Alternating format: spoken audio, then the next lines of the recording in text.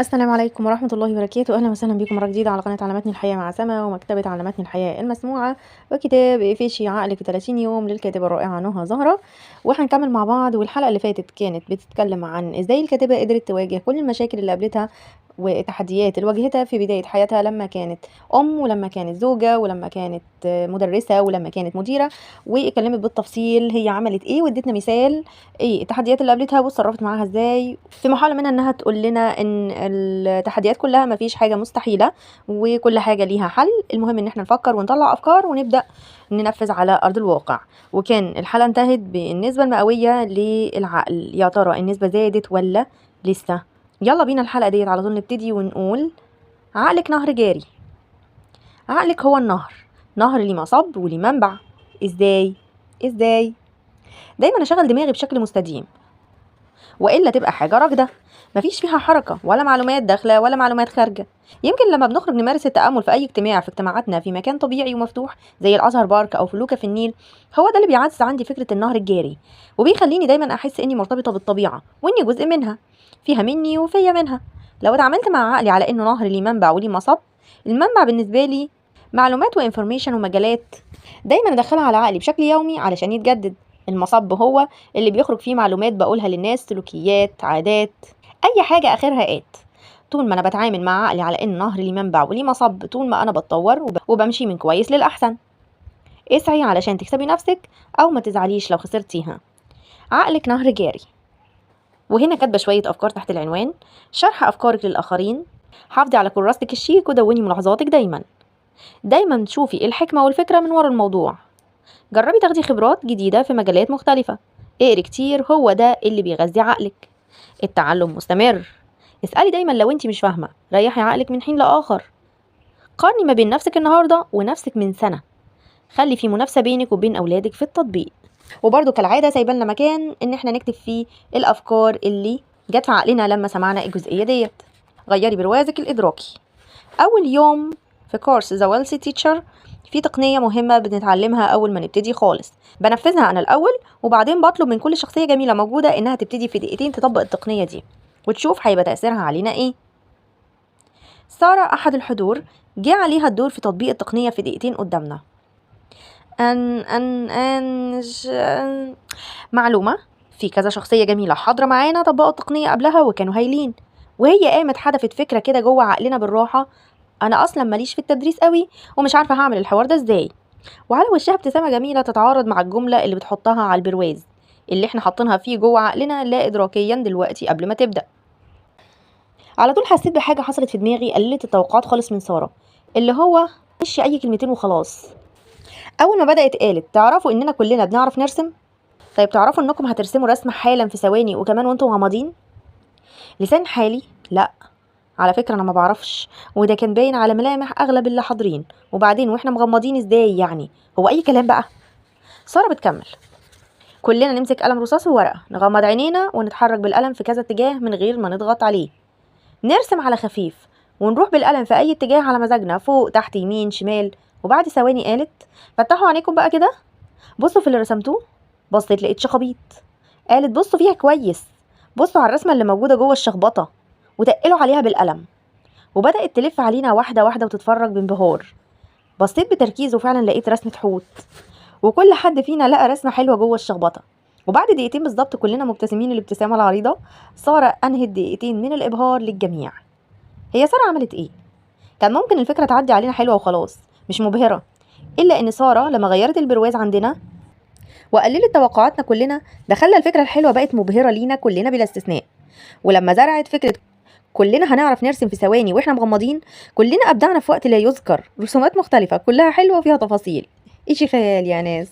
غيري البرواز اللي جوه عقلك يتغير حالك، وكل طريق كنت شايفاه مقفول هيبقى سالك.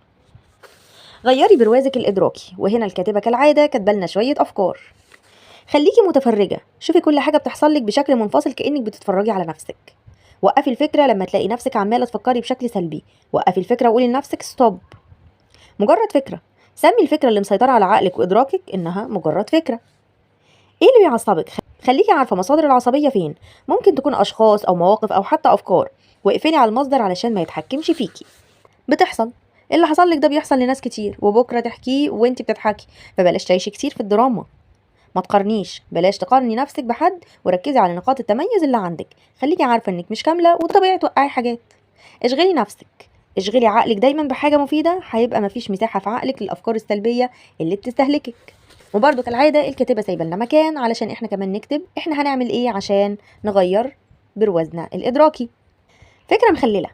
احيانا بنبقى فاهمين ان احتفاظنا بالفكره الجديده الحلوه اللي نورت في عقلنا لنفسنا ده قمه التميز، وان كده عندي اللي مش عند حد وهعمل بيه اللي ما يعمل. مع ان احتفاظي بالفكره الحلوه لنفسي بس بيخلي عقلي عامل زي برطمان المخلل. الافكار اللي بتدخل ما بتطلعش الا في اضيق الحدود وبحساب، وبالتالي هينعكس على حياتي وقراراتي، وكل حاجه بتنتهي ب تي. يا ترى هينعكس بالسلب ولا بالايجاب؟ نشوف لو تعاملتي بمنطق مختلف كده هيحصل ايه.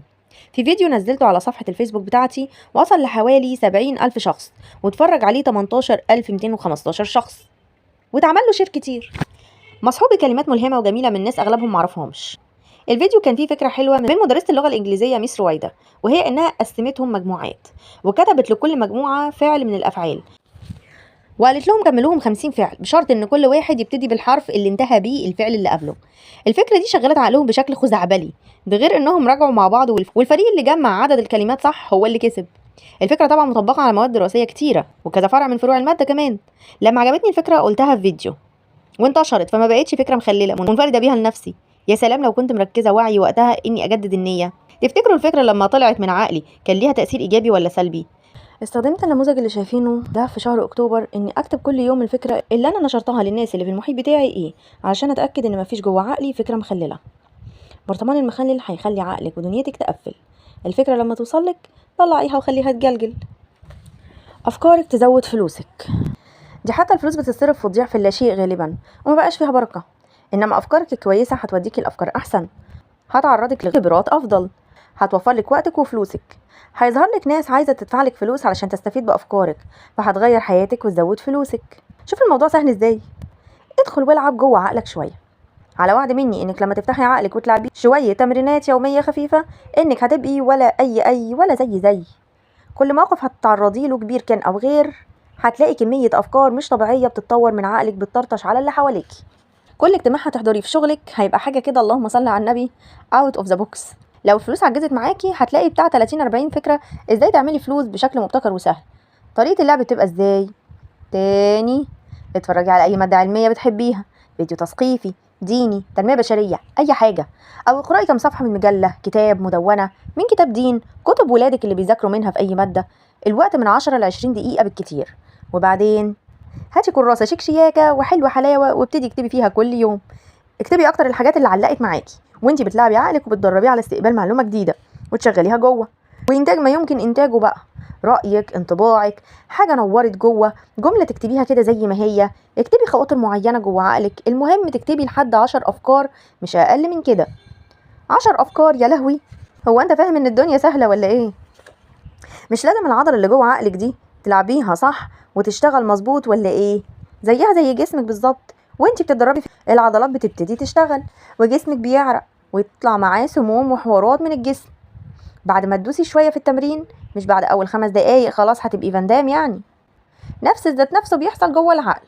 العضله مش هتنتج افكار بشكل مظبوط لو ما اتدربتش بشكل مظبوط. اقفشي الفكره وطبقيها.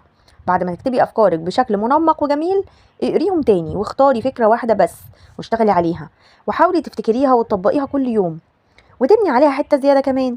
يعني حاولي تنفذي وتجودي من عندك في واحده من ال10 افكار. لما مارست التقنيه دي بقى عندي افكار كتير، منهم فكره اني الم الافكار والتطبيقات دي في كتاب ينفع الناس. فجمعت معلومات ازاي انسق وانظم افكاري علشان تبقى كتاب. وبعد ما كتبت وبدات احسب التكلفه والمكسب، لقيت ان الكتاب لما يتباع كتير انا هكسب فلوس كتير وهيفتح لي مصدر رزق عمري ما فكرت فيه قبل كده. دي افكار لما بحثت وقرات في كذا اتجاه علشان اعرف ازاي اكتب كتاب. يا ريت تطبقيها من اجل المعرفه وبس. مفيد جدا لعقلك انك تعرفي حاجه عن كل حاجه، ويا سلام لو تحاولي تخاطبي عقلك بلغه تانية غير اللي متعود عليها. اكتبي بس العنوان على جوجل وشوفي ايه الافكار اللي عجبتك واكتبيها. مش يمكن في يوم تكتبي كتاب؟ How to structure a book. في الجزئيه ديت الكاتبه حاطه خطوات زي ما قالت، زي ما ظهرت لها بالترتيب كده بلغه تانية غير لغه العقل، غير اللغه اللي هي متعوده عليها. هي بحثت وطلعت لها الخطوات ديت وسايبه لنا مكان علشان لما ان شاء الله احنا كمان ننفذ نفس التقنيه نكتب اللي طلع لنا. فكرتين في الحلال. كل شويه هيحصل تزاوج لفكرتين جوه عقلك وينتج عنهم فكره جديده لانج بتاعتك انت بقى، نتاج تزاوج افكارك. ومن هنا بيحصل التطور الفكري، والناس الغريبه اللي بعيد عننا دي بتخترع وبتكتشف وبتعمل حاجات كده ما عدتش على دماغنا قبل كده. هو ده بقى السبب اللي بيخليهم يطلعوا بافكار جديده تغير العالم من حواليهم وتخلف جيل جديد من الافكار المطوره اللي كان مصنعها جوه عقل واحد زي حضرتك. تبتدي منين؟ تبتدي من تقنيتنا حبيبتنا اللي هتبقى سبب كل خير في حياتنا.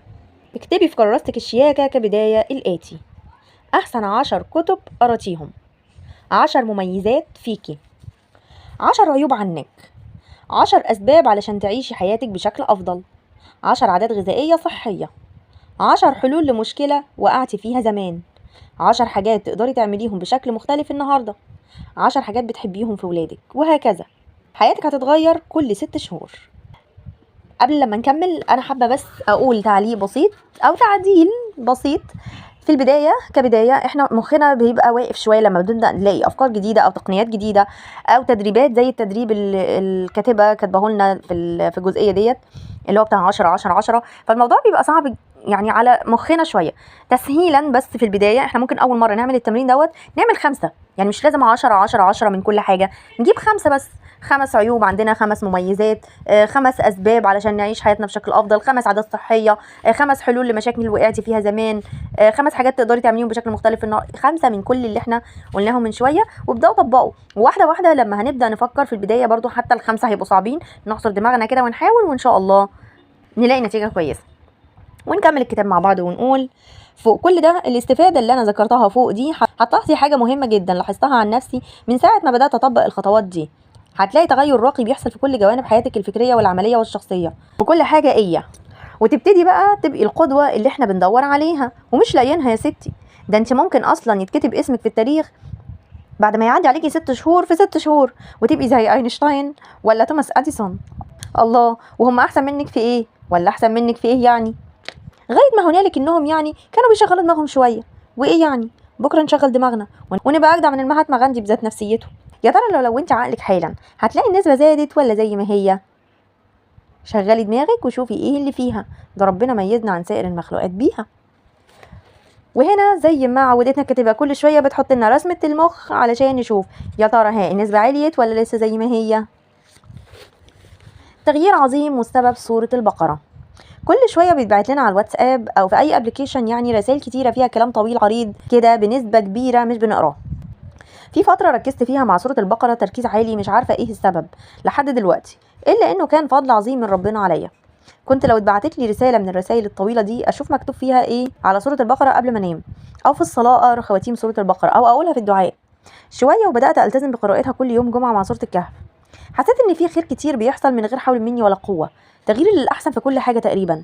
طاقه البيت اختلفت كتير، حسيت باطمئنان داخلي عالي جدا بشكل ملحوظ، بركه في الوقت والفلوس والصحه، زي ما يكون في خير كتير زاد فجاه ببركه مع راحه نفسيه غريبه. حاجه في عقلي هي اللي قالت لي ان السبب في سوره البقره، وكالعاده بحثت ودورت وجمعت معلومات عن فضل سوره البقره وكتبتها في كراستي وصورتها وقتها ونزلتها على صفحتي بخط ايدي، وقررت ان انا هلتزم بسوره البقره كل يوم جمعه مهما حصل. يلا معاكي وقت تنفذي التطبيق بتاعك وتجمعي معلوماتك عن سورة البقرة وتاخدي قرارك، واستني بعدها الخير والبركة. وفي الجزء اللي جاي ده كتبت بعض الكلمات عن سورة البقرة.